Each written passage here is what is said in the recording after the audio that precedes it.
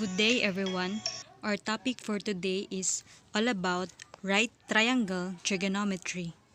At the end of the lesson, the learners will be able to solve problems involving right angle trigonometry. Brief history. The Babylonians could measure angles and are believed to have invented the division of the circle into 360-degree, or the equivalent of one complete rotation or one complete cycle.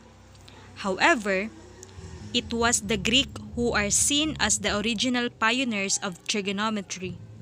A Greek mathematician, Euclid, who lived around 300 BC or before Christ, was an important figure in geometry and trigonometry.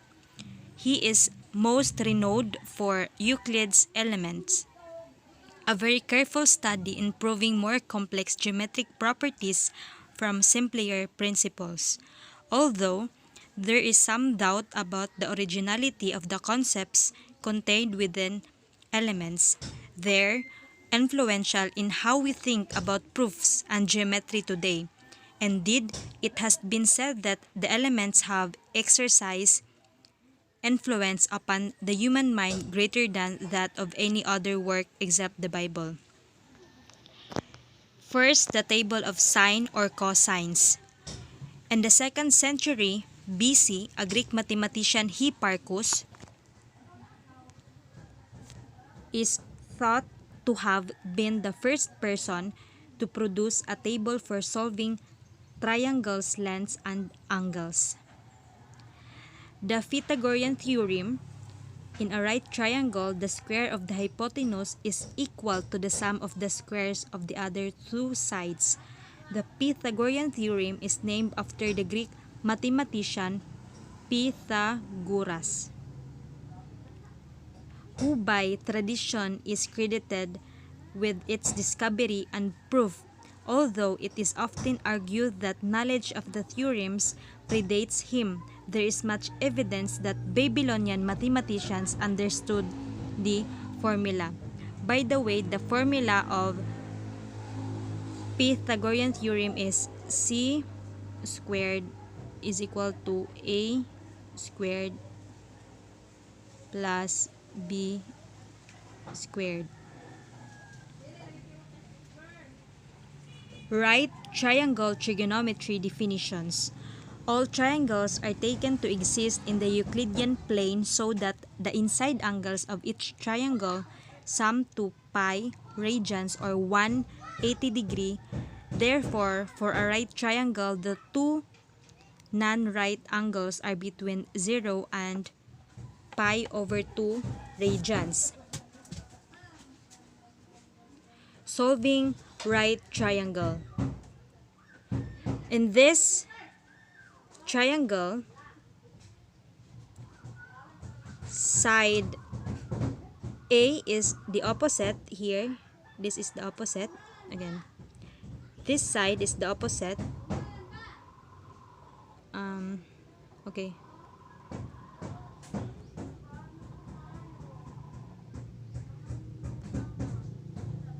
This side is the opposite, which is A, and B is the adjacent. Here, this is the B, and side C is the hypotenuse or the C. As what I have said in my last video, that the hypotenuse is the longest line or is the longest side. 6 possible ratios can be performed by selecting 2 of the 3 sides of the right triangle and forming a fractions made from the lengths of 2 sides. 2 triangles are similar if the ratios of the corresponding sides into the 2 triangles are equal. This means that the 2 have the same shape or one is a scaled version of the other. Similar triangles contain the same angles, although their side lengths may differ. We have the 6 trigonometric ratios, their names, ratio, and its notion. So, to make it easy to understand, while reading, let us view or see this triangle. Let's given. Their name, sine of A, its ratio is opposite over hypotenuse. Notion, sine A is equal to A over C because our opposite is A and our C is the hypotenuse and our B is the adjacent here. There is the B here. Okay. Cosine of A, adjacent over hypotenuse, cos A is equal to B over C, tangent of A, opposite over adjacent, tan A is equivalent to A over B, secant of A, hypotenuse over adjacent, secant A is equal to C over B, cosecant of A, hypotenuse over opposite, cosecant A is equal to C over A, and cotangent of A, adjacent over opposite, cotangent A is equal to B over A, its notion.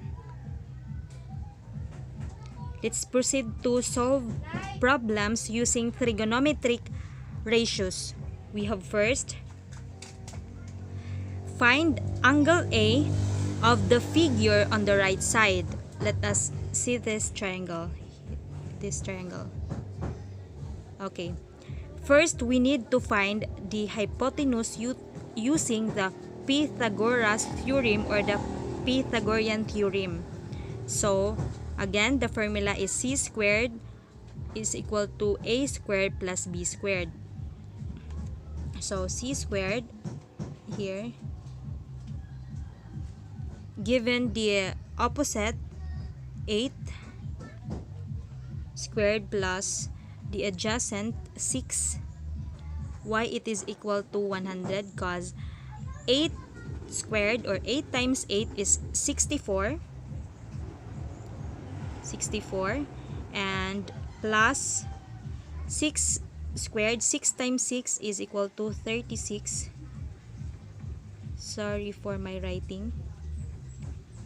64 plus 36 is equivalent to 100. We now use the definition. Okay, hypotenuse is equivalent to 10 because the square root of 100 is 10. We now use the definition of the 6 trigonometric ratios given above to find sine A. So, sine A is equivalent to side opposite angle A over hypotenuse, which is its notion is sine A is equal to, the opposite is equal to 8 and the hypotenuse is 10. So that in finding the angle A here,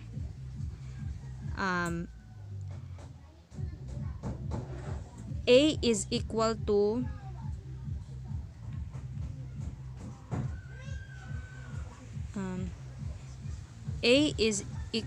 sine negative reciprocal 8 over 10 is equal to 53 degree 7 minutes 53 degrees 7 minutes 48.37 second. Okay, to let us see why would this is the answer, let us use the scientific calculator. So the given is sine negative reciprocal, so let us press the shift then sine, and 8 over 10 or 8 divided by 10. Okay, this is the result. Just click the result to see the degree, minutes, and seconds. So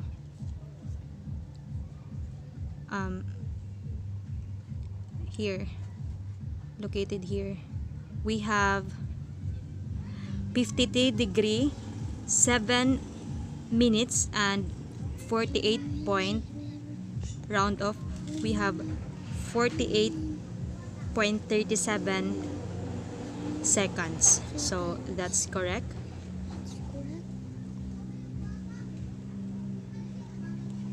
Okay, that's all for this video. Thank you, hope you learn, and once again, good day.